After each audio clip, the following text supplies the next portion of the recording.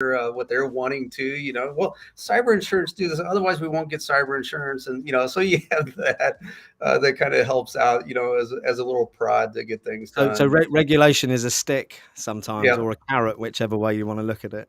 that's right. Yep. Yep. So talk to me about the biggest challenges you've had in your career. Oh, wow. So, I think early on, especially, I think it's just getting people to listen about what you're trying to accomplish. And, over the years of kind of honing skills and learning to work with people and getting that experience. And I did some technical sales for a while. And so, kind of kind of helps bring you out and get, to really learn on how to present what you need and to put it in management terms and not technical terms. And that's really, I think, the key is, knowing your audience and knowing how to express what you need and not make it too technical, I think is a big thing. So, I think, sorry, just to jump in, Kian, hi, thanks for joining us. Apparently, we talked this up. So before we came on, Mark and I were talking about technical issues we've both experienced with streams in the last couple of weeks, and apparently our stream only went live a few seconds ago. So, oh, okay. so Just par for the apologies for that. course, right? Yeah, absolutely. So for those that missed the start, massive welcome. My name's Simon. This is Mark. This is the CISO Experience, and we're super excited to be here. So we'll try that again. But thanks for letting us know, Kian. With regards to the challenges that a CISO faces, I mean, one of the things that comes up a lot is the terminology around risk. And coming from that financial services background, risk is talked about a lot in lots of different areas, Mhm. whether it's investment risk or many other types of variables that people monitor and assess. That language, though, is different, isn't it, from the language that a CISO speaks with regards to risk? And Yes it, and no. I please mean, tell me your thoughts on that, Mark. yeah.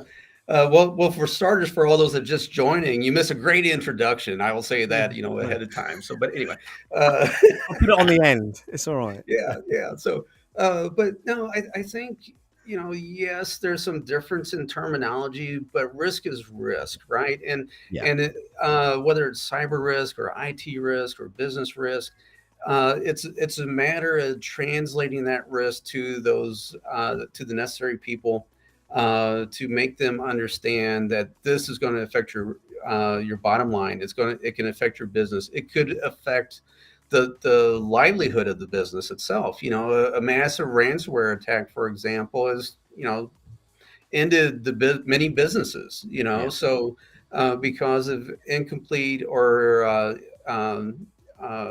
poor IT practices that has prevented restoration and those sort of things. So really getting people to understand what I really call a new pillar to business is cyber risk. And so getting people to know that this is now a new pillar there that everyone has to be aware of. And it could be detrimental. It's not just some of the normal business risks that are out there. No, absolutely. I mean, for me, some of the terminology got lost a little bit when I first started studying, trying to match them up with the previous kind of levels of risk that I've been used to Hmm. talking about. But there's definitely a lot of synergy in the GRC space, I think. And Hmm. I don't know whether working for a firm in a regulated environment means you get that buy-in through having that regulatory stick a bit more than other CISOs at non-regulated organizations. Would you say that's the case, or do you think I'm being pedantic with that point? Well, I think the finance industry, in general, is a risk-based industry anyway. Yeah. So I think that helps out a lot. But if it's a manufacturing company or a small sales company or something along that line, they don't see that compliance software there. They might not be looking at risk as much outside of the risk of not getting the next large customer or Money in. whatever it might be, or supply Yeah. chain. But really, even with that, supply chain is a risk to the organization. And I think that over the last couple of years, I think has taught everybody that supply chain can be a risk in multiple different ways. Not only not being able to meet the demands of you know other customers but also that it could easily be disruptive because of either the world environment or ransomware or whatever it might be. So I think uh, Intune CEOs and board members are becoming more aware of that, and I think especially on some of the boards, once board members and CEOs started sitting in front of Congress and having to talk about why they were breached and that sort of things, really, I think, kind of brought a lot of that, in the limelight of a lot of people's minds from executive level that, hey, maybe we should be looking into this a little bit more. So Yes, it's I know definitely I've had starting to CEOs trickle in the down, past. isn't it? Yeah, I've had CEOs in the past tell me it's like, I don't want to be this CEO. So what do we need to do to not be like that person? And I was like, really? Well, Yeah. here's what I've Got a been trying to big list. do. Yeah, yeah. I think again, going back to the industry point and how different the role can be, you see it more and more. And you just said the fact that the last couple of years people have started to engage more, become more aware, whether that's Congress, the media, or the events that we see happening around the world. How about the I've forgotten what I was going to say. Can you believe that? I've had honestly, right, I'm going to just say this for everyone watching. I've had a week from hell this week. So my mum's got advanced Parkinson's, and unfortunately, she's at end of life, and I'm kind of waiting for the call at the moment. So, Yeah. my last 3 days has been back and forth to the care home, so my mind isn't completely sharp. So, if I make a couple of mistakes today, please forgive me. But the point, I've remembered what it was now from rambling. You see, there was a good reason for that. It was about cybersecurity or good security becoming an enabler for business. And you're Hmm. seeing more and more businesses work out that having strong security and being able to talk about that helps Hmm. with supply chain, helps with developing relationships. Yeah, I totally believe that. That's why I do things like this. I hope that people that are watching this that are customers of the bank or future customers of the bank are seeing, me, out here talking about security. Well, I would hope that a CISO that is out there talking about security has good security practices, Yeah, and that they're reducing the risk for the organization and providing a secure place for the customer. So I'm hoping that's the message that I get out there with that. yeah, Now, granted, it could be a double-edged sword that someone says, okay, well, hold my beer and let's see, so I'm hoping those people move on and yeah. leave us alone. They never do. They never Yeah, do. yeah. So but I think if we talk about it, I mean, we're all in this together. Yeah, Whether it's every employee in your organization has to be security focused. Likewise, other organizations and security teams and IT teams, that collaboration with other groups is important because we're all going through the same thing. We're all fighting the same issues, and so how we're doing this, different techniques, learning different ways of doing that to help everyone off of this is what we need to do. And it's sharing that yeah. information is important. So, I completely agree, and I'm going to come back to something you said there about all of the staff being need mhm. to be aware in a moment. But I just want to jump into the chat because I don't think we went live at the start, and I did actually say a big thank you to a couple of people at the start. One was Joshua Copeland, and one was Peter Elliman, who's in the chat now. And I just did a big thank you to you for joining, becoming members of the community, and I want to say a big thanks for that. So, and Steve, thank you for your comments. Family first. Steve's also a CISO, Mark, based in the US. I've got him coming on the show on Friday, which is going to be exciting. Again, thank you very much for your kind words. But going back to what you were saying about every employee within the organization having that remit, basically, how do you ensure that happens within your organization, Mark?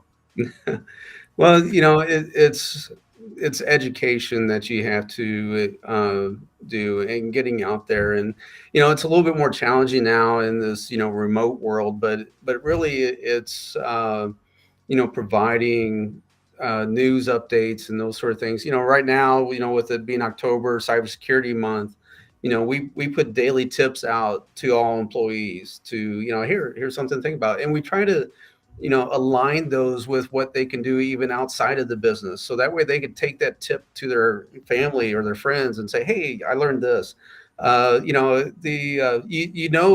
can gauge success off of that when you're talking to people, and they will come out all of a sudden and say, I was thinking about you the other day. I got this email and I was scared to death to click on it, so I forwarded it to the threat mailbox. It's like those are great things. Or hey, I came across this situation. What do you think? Is this a security issue, or do we need to have your team look at it further? And So all those type of things shows you that you're doing the right thing, and you're getting out those messages to people, and Do it's you a know what matter I of love staying. the most? Do you know what I love the most about that is you're making me think about my wife, and don't take that the wrong way, but she's the cybersecurity expert on our children's playground now. So whenever a mum gets like a dodgy phishing looking email come through, Yeah. or they get a message, she gets like a call. And one of her friends on the playground had her Instagram account hacked while she was away on holiday a few weeks ago, and it was my wife that she rang first, which I thought was quite ironic. But again, it's about spreading the message, and it is down to Yep. all of us to do that in every way that we can. And I Yep. think if you're getting employees engaged enough to be sharing stories, the Yep. only reason my wife does is because I talk at her constantly about it, so she probably just repeats it. But Yeah. the point I was getting to, I think, is again around: is it a broad brush, one size fits all approach for staff Yeah. training, or do you need to go, a little bit more specific to job roles, risks, and things?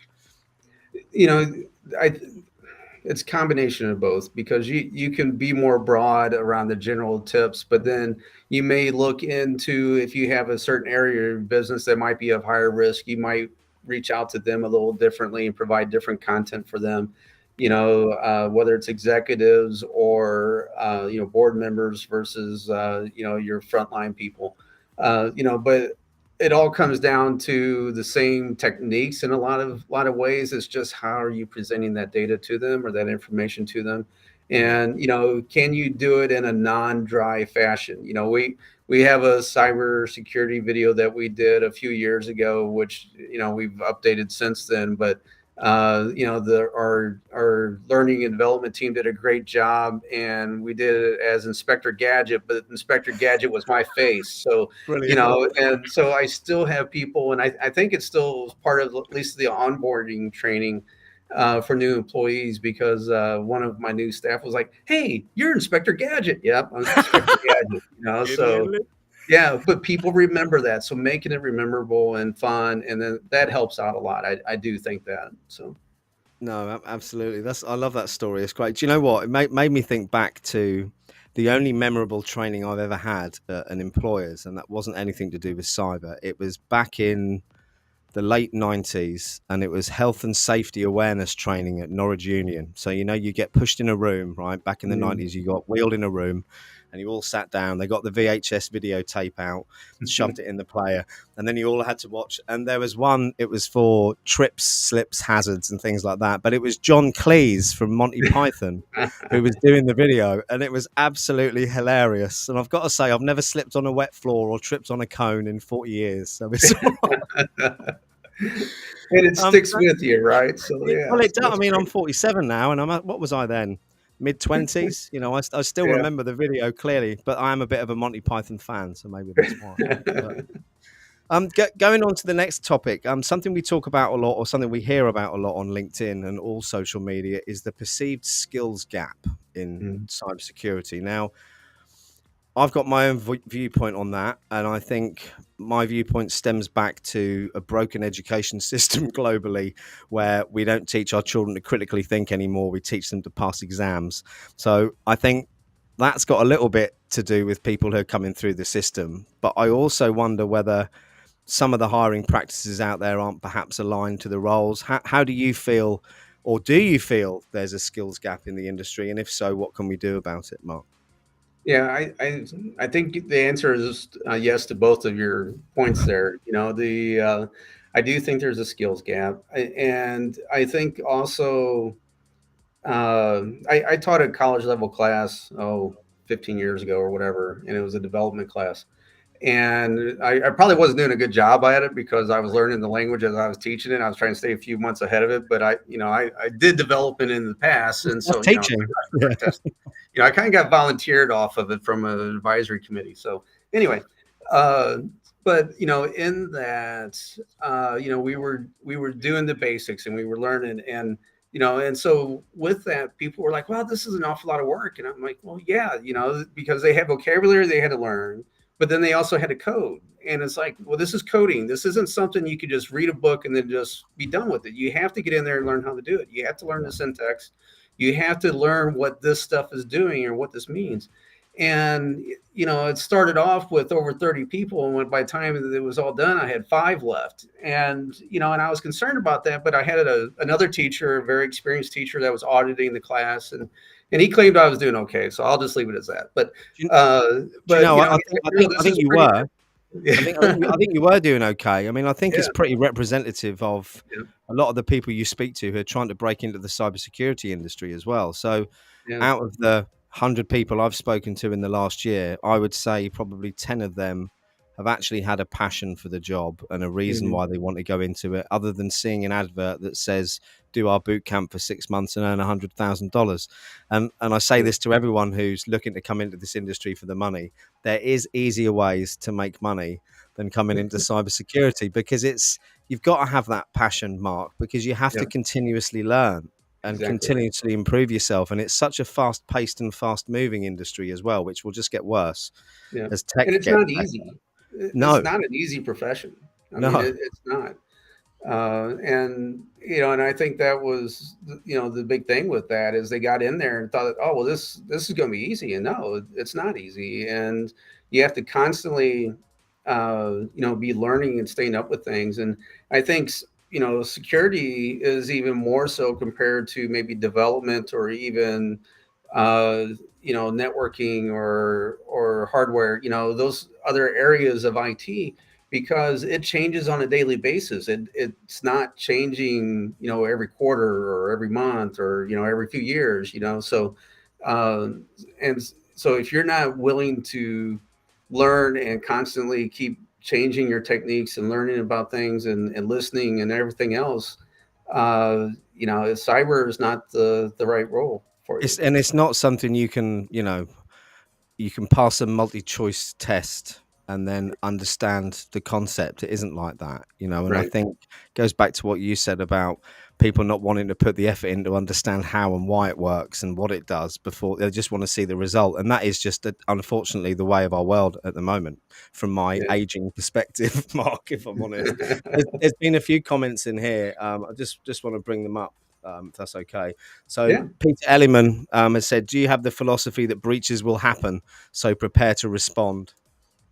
Yeah, I think I subscribe to that zero trust model, so I'm one step ahead of you. That I assume there's a breach, so let's look for it. Let's be proactive. Let's put the places in to mitigate as much. Get your network segmentation full, get your identity management in there, get your risk governance in there, and your constant monitoring, and have those areas in place, and really watch that. So it's not to me that the breaches will happen. To me, the breaches is currently in place, and I am assuming that. And so because of that, I'm constantly looking for it, and I'm doing everything I can to try to stop things. So, Yeah, and we absolutely. are Good not question. by any means breached, as far as I know. So, No, just I clear just that want up. to say, Yeah.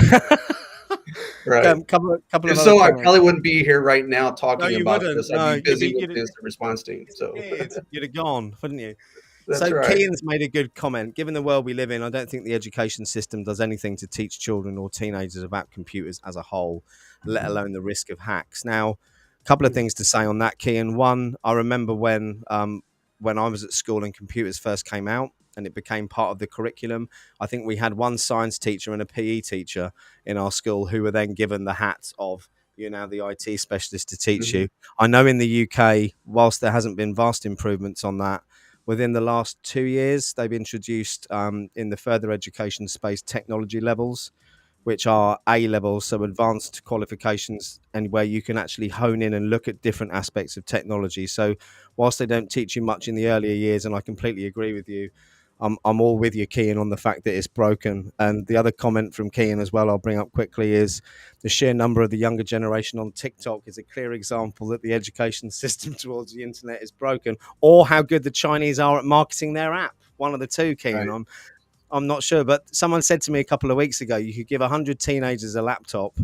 99 of them would spend all day scrolling through TikTok, and one would use it to expand their knowledge and increase their worth in the world. But I don't know if that's quite true. Peter Ellerman's also put, thanks for your response. Do you also have a ransomware recovery plan? That's a fair question. Yes, but We also look at it as, ransomware is uh, a secondary point to a breach. The first part is you had some sort of breach in your environment, right? Because they were able to laterally move in your environment. They were able to get credentials. They were able to exfiltrate data potentially, depending on the strain of malware. And so the the ransomware component of it, where they actually start locking things down, in most cases is the last step of an overall bigger breach, and that's really becomes where your recovery kicks in and how you handle that. So uh, the way that we do our playbooks around that is that's whether it's a breach or a um, malware, ransomware, or whatever, that's just like the last little phase of it. And Yeah, we're going through that full, we have a breach, we're doing our incident. So that's all what we're doing in our tabletop exercise is how do we isolate it? How do we do, blah, blah, blah, all those steps. And then, oh, by the way, ransomware was deployed. So let's also start the recovery after we keep the spread from happening, and we get things isolated, because really you're isolating a breach and you're trying to keep absolutely. it from spreading. And so that's what you're doing. So that's how we approach that on our side. So Thank you. Another point from Sean, and we're a bit similar in this way. Sean, he put, I discovered the field through books, initially through Kevin Mitnick and others. I think mhm. it was I can't remember. Was it War Games? Remember that Yeah, film?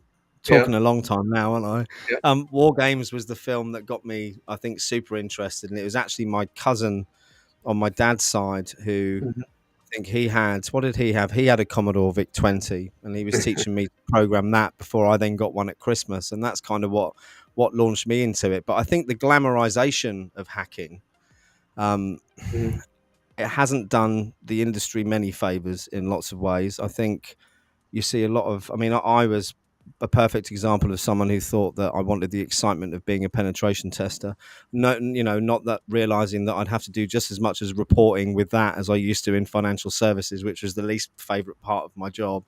I Mhm. think it's not glamorous. It's a very technical job, and I think there's a lot of people coming into the industry thinking they can learn how to do that in a very short period of time. And whilst I don't ever want to put anyone off breaking in, I mean, we're running a scholarship scheme at the moment through InfoSec that we've got 7 people going through. There's 7 people who are dedicated, have a passion in that. Kian's one of them who's in the chat. He lives and breathes it at the moment. It's what he wants to do. And I think you need that. You need to be that person, Mark, don't you? Yep. Yeah, you need to really be passionate about it and want to learn more and do more with it. I was the same way. War games is what got me in, and I remember Was walking it? out of the theater and was like, "That's what I want to do," Yeah. and I started programming and everything else, after that. So yeah, that movie hooked me back in the '80s too What when was it it? came. Let's play a game, wasn't it? Yeah, Let's play a game. Yeah, yeah. I remember it So, well. but yeah, I really like that, and it's how we uh, how far you want to go with it, really. So you can go, all the way to CISO, or if you want to be an ethical hacker or an analyst or wherever you want to be, or an engineer or risk management. There's so many facets of security that you can go into. So it's where your passion is. What do you find interest in?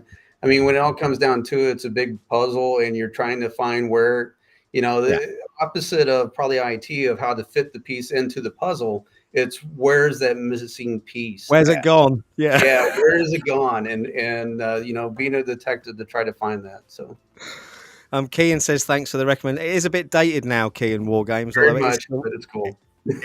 it's still worth a watch. Yeah, Rogelio, thanks for tuning in. We had a brief message exchange earlier, so thanks ever so much for jumping in. He's asked a question around how many people you've got in your supporting team. So on my team, we've had a little transition, but I have 6 on the cyber team. I have a couple of junior analysts, and then a couple senior analysts, and then a couple in between, or I guess senior engineers, and then I have um, uh, just promoted some analyst to engineer, and then I have a manager that oversees that. that's part of that group there. So, we'll eventually be looking into an application pen tester, and, potentially other roles, next year. So, Is that something that, I mean, this is just out of interest, is that something you outsource at the moment, or you do in-house? Are you looking to bring that in, or? we outsource it at the moment, and then we'll be looking at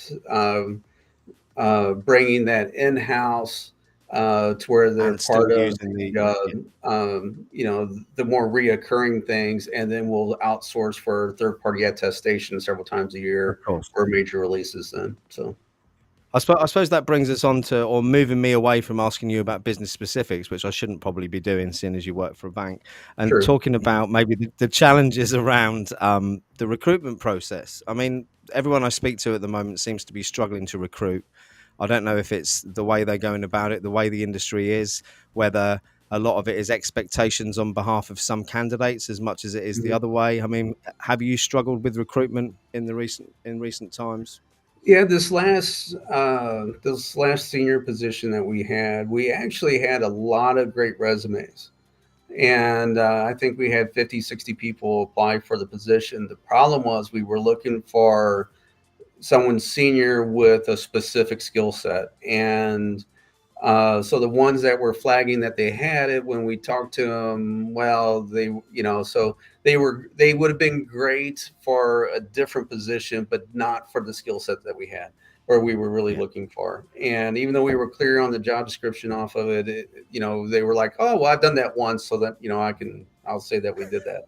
And I've been in the business for 15 years, so it makes it okay. I can do that. So so there was that we had to weed through, but we had a lot of really good resumes this time. Now that in a year ago, that wasn't the case. I mean, we were struggling to find a senior engineer to, uh, you know, that was looking, and we lucked out. We got a couple of great guys that were coming off a contract. They were in consulting and heard about us, and so it worked Good out good. timing. But I think Yeah. we had like 3 or 4 resumes at that period of time. So, Well, and that's seeing been as going. seeing as we're seeing as you're in the financial services market, I'm going to make a comment about venture capitalists and private equity firms over inflating salaries in the cybersecurity industry. Because I think, going back, we're both old enough to remember the tech boom and bust, a number of Mhm, years ago. And you look at the investment that went in to some of these tech firms. Now, I'm not saying it's relevant to every cybersecurity firm out there. But I went to my first big conference this year. For those that don't know, I've only been in the industry a couple of years. I went to RSAC thanks to Bramfit, actually, who took me along. And whilst it was an amazing experience, it was very salesy, I suppose, is the first mhm, word I'd use. And more aimed around the buzzwords in the industry. I know zero trust is important, but everyone had zero trust there. Everyone was shifting left, but not really shifting that far left because they wanted you to carry on using their SAST and DAS scanners.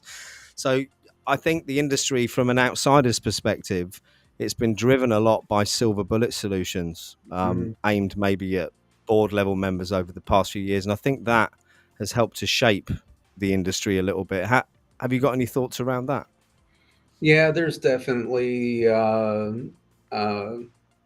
definitely products and marketing teams that will jump on the bandwidth on some news article or something that was happening, or that the government's released this or that, uh, and so then there's that adds pressure because some executive saw some product that they got some spam email on, and well, you really should have this, and it's like, okay, but I already have their competitor, and their competitor's a better product than that, or whatever it might be, and so um, there is a lot of that, and the constant barrage and new products that's out there that's really doing the same thing but not anything different.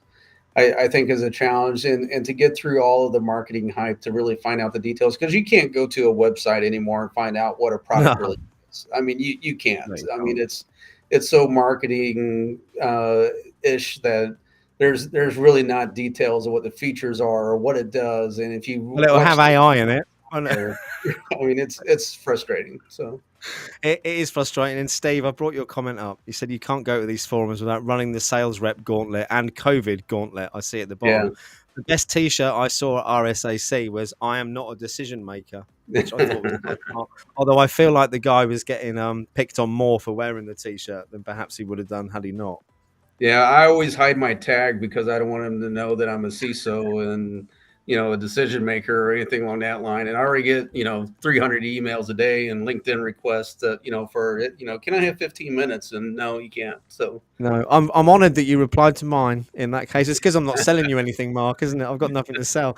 Peter said, yes, those conferences are for networking. Do you know what? And I completely agree. And I did make some excellent connections there. And I mhm. think, again, it's about managing your expectations, isn't it? And I suppose what I went in there expecting was different to what it actually was. However, I did get 7 pairs of free socks, 11 new t-shirts, loads of squidgy toys for the kids, and some Lego characters. It wasn't a complete loss. But Yeah. going back to what you were saying a moment ago, let me just take this off the screen. Steve says that he'll rock that t-shirt as well. It reminded me, you said about CEOs, receiving emails or whatever from people. It was very similar in the financial services industry. We used to hate Sundays because Mhm. what used to happen on a Sunday is your clients would sit there, with their paper, the Mail on Sunday, and they'd read an article in the pink section telling them that they needed more Asian equity exposure or they needed to look more at the fixed income market. So on a Monday morning, you could guarantee, as long as you looked at the papers the day before, you get clients phoning up asking why they haven't got more exposure in certain areas, which, as you know, by the time it's in the paper, it's a bit late, isn't it? Yeah. Yeah. When by the time you hear about it from there, it's like, okay, well, I'm too far behind it right now. So Yeah, no, absolutely. So, okay, so what's coming up for you then, Mark? Have you got any plans for 2023 within the organization you can talk about, or shall we talk about what challenges the whole industry is going to face over the next few years? yeah, Which why don't one we would talk you like about to that? pick? That'll be Let's do easier. that. Let's do Yeah. that then. So for me, there's lots of different challenges. I mean, you've got the perceived skills gap that we've touched on already, the fact that there's however many thousand unfilled roles in the US at the moment.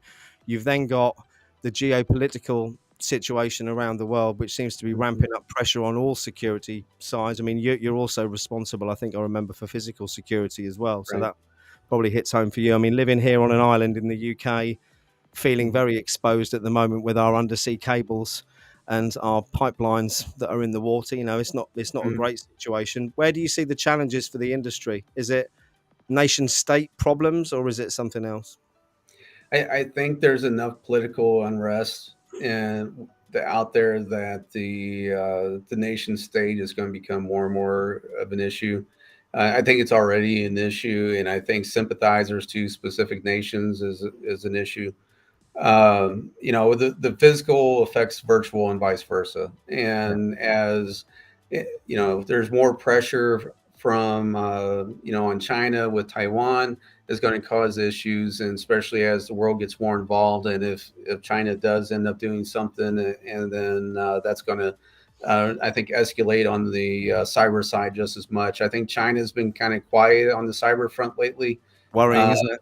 yeah, that it very much is, and Yeah. Russia is extremely active right now, and other sympathizers to them. So, but how long will that be able to keep up, and where their next victims will be and those sort of things. But I do think the geopolitical is going to be a big issue. I think ransomware will continue to be Yeah. especially from the crime organizations.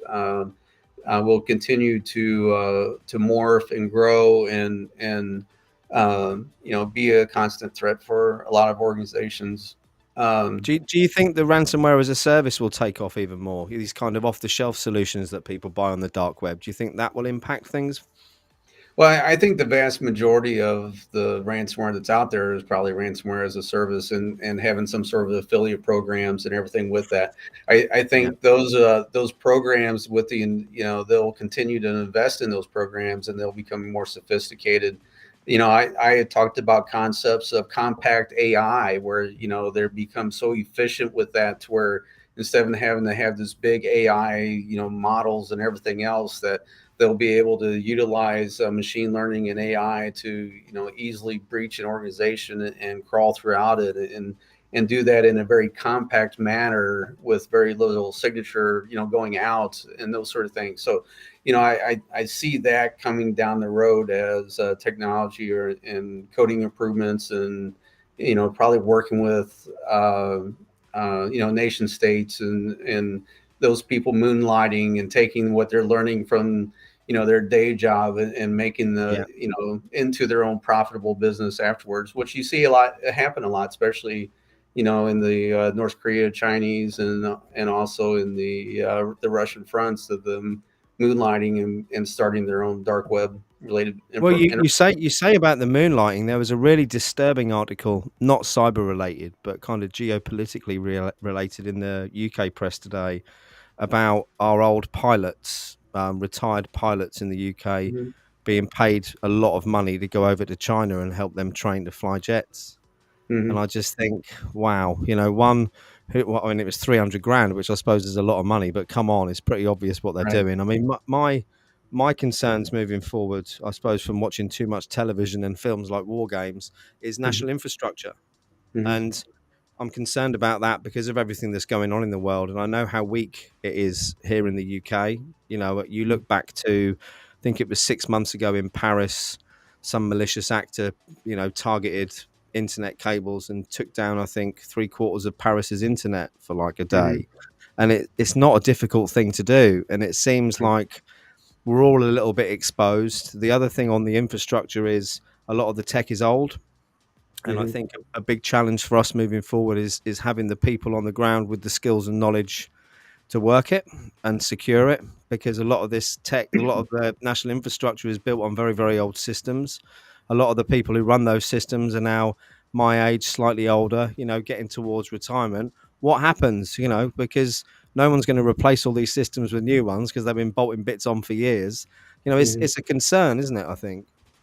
Yeah, and to some degree, it might work out to the advantage too, because the technology becomes so old that no one knows how to work it, and because they're not So interconnected together, then so it might work out a little bit, but yeah, everything for will the be most part, unplugged from the network because it'll have to yeah, be. Yeah. yeah, but then it goes to the opposite direction with look at what Russia's doing in Ukraine right now, taking Iranian drones and just crashing them into the facilities to take them out. Whether Well, it's I read the today it electrical was grids or water. 30%. Yeah. 30% of their power grid, I think, has been taken out in the last 5 days. Yeah, Yeah, so that's always the alternative. If you can't take it down remotely, then take it down through a physical means, and it's still remote because it's done through a drone, with explosives on it. So how hard is that? So I know it's scary. Just bringing up a couple of points from earlier. So we were talking about the pilots that have been targeted, and Steve's made a comment: ethically and morally bankrupt to do that. Completely agree, and also agree with this point. Has the UK done enough to prevent that brain drain or look after our veterans? No, I think is the short answer there. I don't know what it's like in the US, but we definitely don't look after our it's the same. veterans enough here. Yeah, Yeah. and Peter Elliman again, resilience. How do you spring back when something goes wrong? And I completely agree. It very much is. Mhm. Resilience is everything. And a big hello to Will, who's just jumped in. Hey, Will. Mhm. Thanks for tuning in. Anything you'd like to talk about, Mark, rather than me bash questions at you? Is there any particular areas that you want to dig into?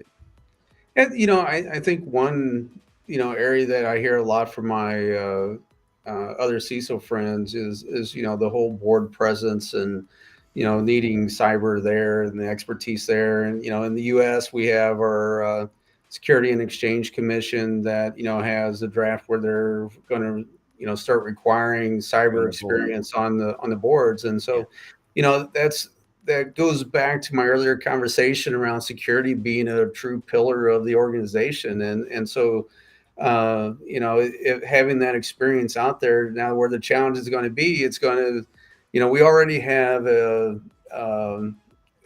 debt of, or a lack of security folks, even at the most fundamental levels, but now you have what, 30,000 if not more publicly traded companies and stuff out there, and if they are needing to have cyber expertise, and especially if it ends up being an independent person on top of that, there's only so many CISOs out there. There's only so many directors of security, and those groups that has that. So it'll be an interesting thing to watch and see on how organizations adapt to that, meet those requirements, and where things are going with it. So I think even with yourself having, was it 30 years nearly in the industry? mhm, I think you said at the start. right. I mean, there's not many people with that much experience in the industry. And I think, again, because the industry is in its infancy, that's going to Hmm. be a problem. The leadership part is going to be a huge problem, I think, for the next 5 to 10 years. And one of the things I've noticed from speaking to lots of CISOs, and you said it at the start, was around the fact of how your roles changed a lot from that technical position to one of, negotiator and chief board whip, I think we'd call it here in the UK. And I think we'll see that come in more and more. I mean, you even hear in some organizations they have BISOs now, which is a term I learned only a few weeks ago. Right. Not that I know enough about that to even comment on it, so I shouldn't have mentioned it really. But I think it's going to be ever evolving. I think the longer these boot camps are around telling people they can be experts in 6 months, I think it's just going to make the situation worse. I think a reality check. There are some amazing jobs to have in cybersecurity, but you do need to have that passion to get through it. And I think the next few years is going to be tough economically. I think we all know that. We've been heading for a global recession now for a while, and for anyone knows anything about economic cycles, you get your recession, your upswing, your boom, and your bust, and unfortunately, it does happen every 10 to 15 years. And without these corrections in the markets, our markets wouldn't function properly. I think at the moment, though, we've got that perfect storm, haven't we? Where, we've had all the money printed, we've had COVID, we've now got the energy price kind of increases globally with the war. And it could Hmm. be a tricky one moving forward. And it's interesting to see how the security industry copes with that. And I don't think producing more silver bullet plug-in solutions is the way forward. Yeah, I agree, and it's challenging too because like the labor market is still running very hot, and there's Yeah. there's not a lot of people out there that's looking. But I do think one difference now is people are looking for other opportunities to get out of those entry level positions and to look at higher paying jobs and other ways of making money and doing things. And you hear complaints a lot of times, well, there's no one to hire these, no one's working. Well, it's not that they're working. They found that they can make more money doing deliveries for Amazon than what they can to sitting there in a fast food joint. And so they've shifted. It's not that they're not, they're being creative and they're finding better ways to make money. Unless you're in the UK and you just decided to close your door to your entire immigrant workforce that you've had propping up your country for the last 20 years, Mark. I mean, we've had massive lorry with leaving Europe. A massive lorry driver shortage is what happened in the first few months, and you saw lorry drivers going from earning 30 to 60,000 in the space of a few weeks because of the demand for that. And again, I live in a very rural location, and we're surrounded by fields, and we used to rely on a lot of Eastern European labour to get the crops in from those fields, especially the hand-picked crops like strawberries and other things. And we just haven't got the people to do it. And unfortunately, in our country, we don't seem to have any people who are actually, who are here who want to do the work. That seems to Yeah. seems to be the problem. And there's almost, there's drought happening everywhere. So, what Yeah, crops you do have, I mean, yeah, there's, it goes back to your earlier, comments that, there's a lot going on with, fueling and everything else. And you toss drought on top of that. I mean, there's so many different fields or career fields and markets of just being hit just left and right, and so it's an interesting time to see on where we're going to kind of come out of that. I tell you, it's a good job I'm not a conspiracy theorist, because you look at all the events that have happened over the last 5 years, and it's like Yeah, something out of the Bible, isn't it? yeah, You know, it's almost like what's his name off of Austin Powers or whatever, the bad guy where he's trying to take over everything. Yeah, so he's making big strides here this in the last couple of years. So.